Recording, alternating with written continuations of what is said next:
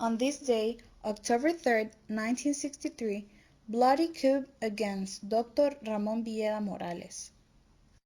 On October 3, 1963, coup in Honduras which ended with the replacement of constitutional President Villeda Morales and the appointment of Oswaldo López Arellano as interim president in Honduras.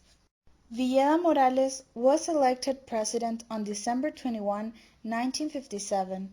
His term was to last until December 21, 1963, but a few days before the end of the term, a barracks removed him from power on October 3, 1963.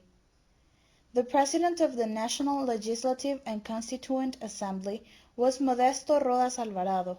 During his term, the Constitution of Honduras of 1957 was created, in which the previous constitution created during the government of Tiburcio Carias was changed. In this way, it was passed to a new constitution in which presidential re-election was prohibited.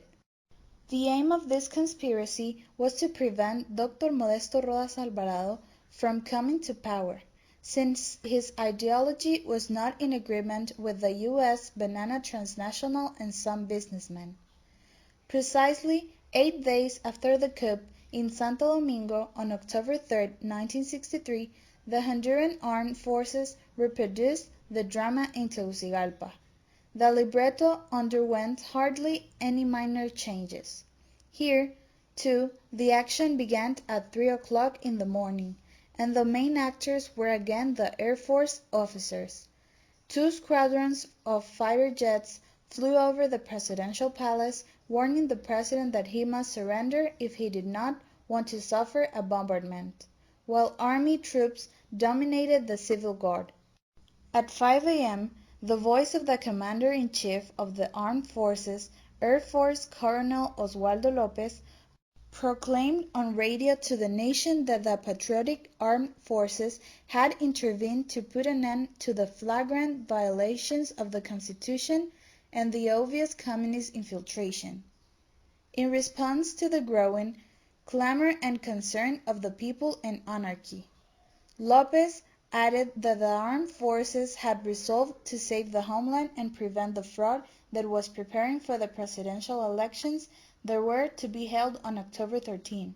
President Ramón Villeda Morales, whose presidential term was to expire 80 days later, and Modesto Rodas Alvarado, the favorite in the secession, were driven by the Air Force into exile in Costa Rica. The call for elections was suspended. Congress was dissolved, the 1957 Constitution was abolished, and López proclaimed himself provisional president.